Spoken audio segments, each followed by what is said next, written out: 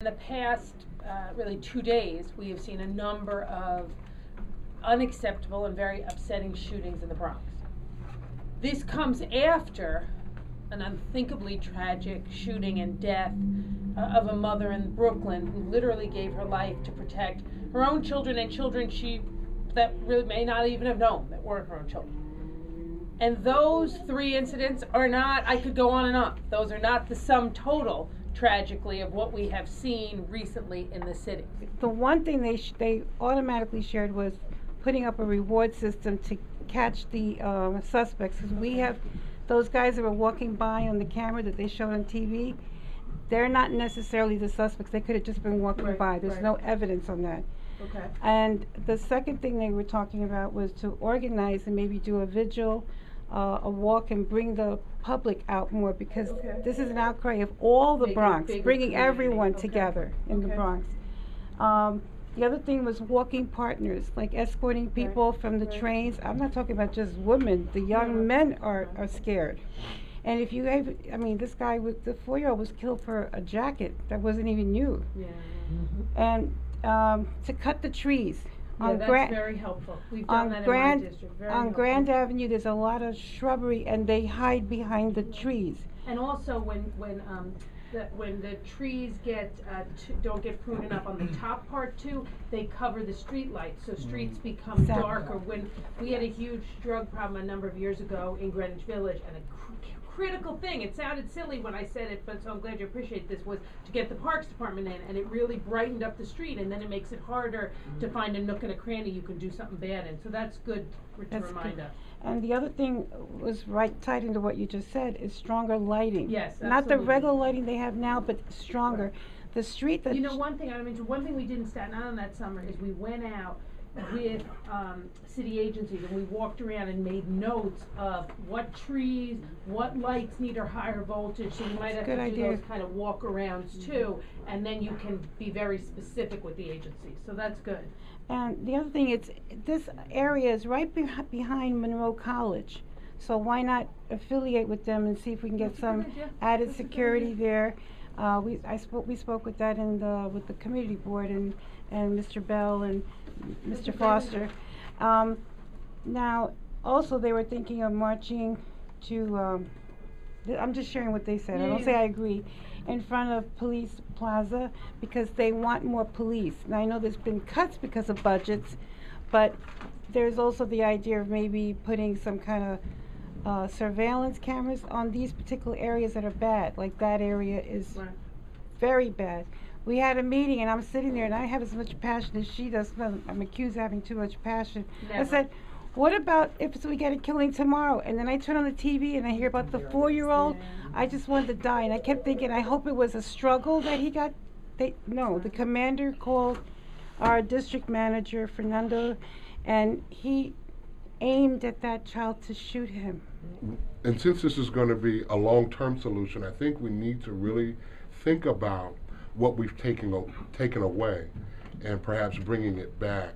When we talk about gang violence, which offers young people a sense of family and community, and those programs that we used to offer in school, like athletics and arts, and after-school sporting events, after-school music events, that we no longer value in our educational system, because we've taken them away. We've cut funding for those programs. And Pastor, just so you know, that's, if I'm going to give people a little bit of homework, a good thing to work with the council member on is particular schools that could use those programs, because one of the things we've set up in the council is a public-private partnership, and we can get outside funding from some of the city's corporate citizens to help with things like that, and I think that is a good point. Along with resources to begin to fund some of our youth community centers that lost their funding. Yeah, finance, In our district specifically, we've lost one of our community centers at which one? The High Bridge. Okay. And beautiful gym, beautiful facility, just no one to operate it because there's no funding for it. So it's actually it's not open at all at the moment? It's open occasionally. So we need to get money for expand the hours. Okay. Yes. And so I think those are significant areas in which we can look into to provide opportunities for our young people to channel their energies elsewhere as opposed to finding a sense of belonging with the wrong crowd. Our young people are being approached in junior high school and high school regarding becoming involved in gangs. Of young people from my church who attend parochial schools are being approached even at parochial schools. Really? About becoming involved in gangs. We need the entire city to come up with, even if it's an advertised program, that there is no safe haven for gang initiatives or any gangs in the entire city. If this is being repeated over the year, times 2, 3, even several times in a day, people will have, at least community folks, will have the confidence of saying, well, not in my neighborhood. There will be no safe haven for all these gang folks.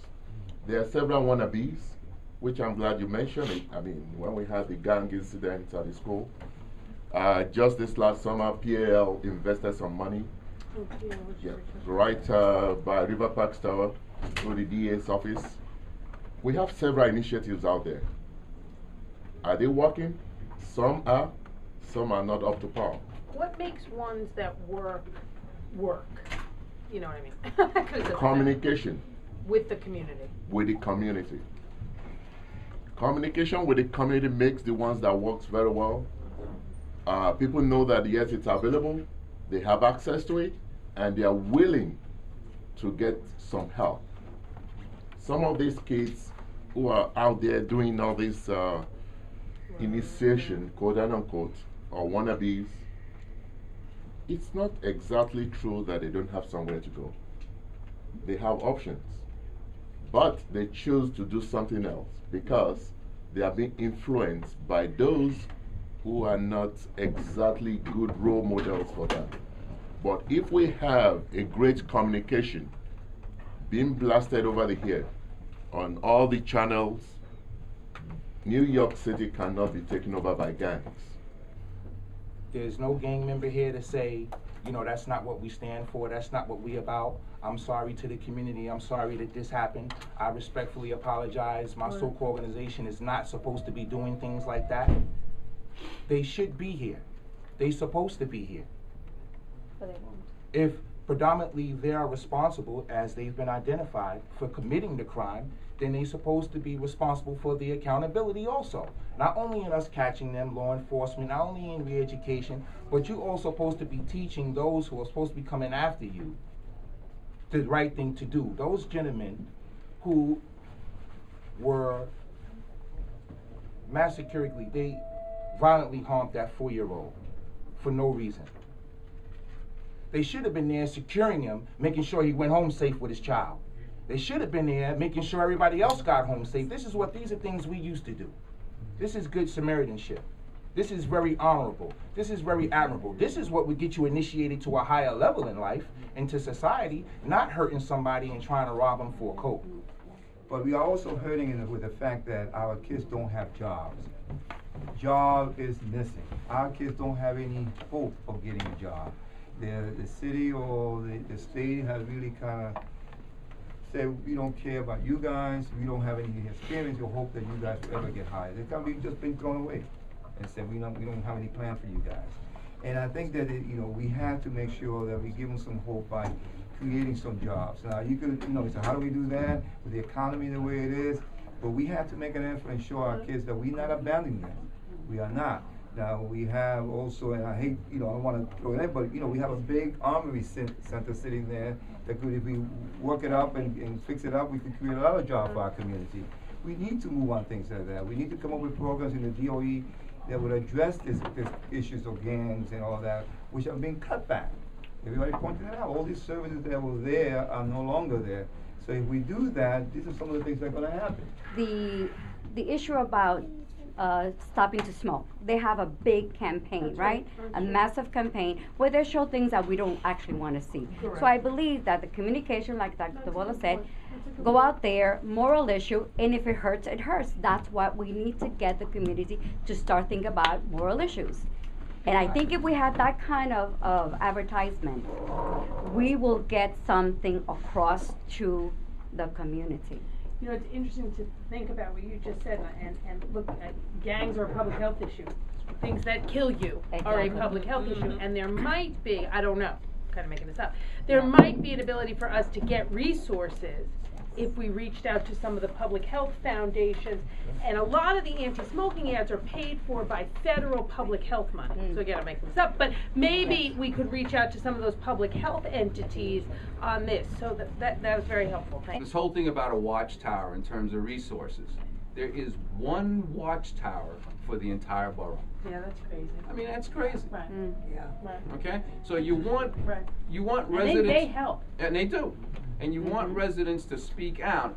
But I think that the citizens throughout the city of New York are afraid, and they have the responsibility if they see something to say something, but they're afraid. And I understand that. Okay, and you know, I think that once we start showing that police presence, that we're going to put, you know, our money where our mouths are, then people will begin to speak up, you know, and I think that's vitally important. Then you can start talking about having all these block watches and patrols that'll be willing to go out in the street. Now, they're not going to do it. Unfortunately, at night especially, a lot of our kids are hanging out on particular corners where you may have a store that is selling alcohol to minors, selling loose cigarettes to minors, and they're creating an environment that is conducive to these negative peer conditions. We have to do more to crack down on that, but also appeal to the state to change state liquor law regulations, that communities have a say on businesses that sell off-premises liquor, for off-premises liquor consumption. If communities had a greater say as to who can get a liquor license in their neighborhood, they could reduce, sometimes streets where they have 5, 6, 7 grocery stores that are all selling liquor, and they become an alleyway for criminal mischief and other behavior that leads to these incidents.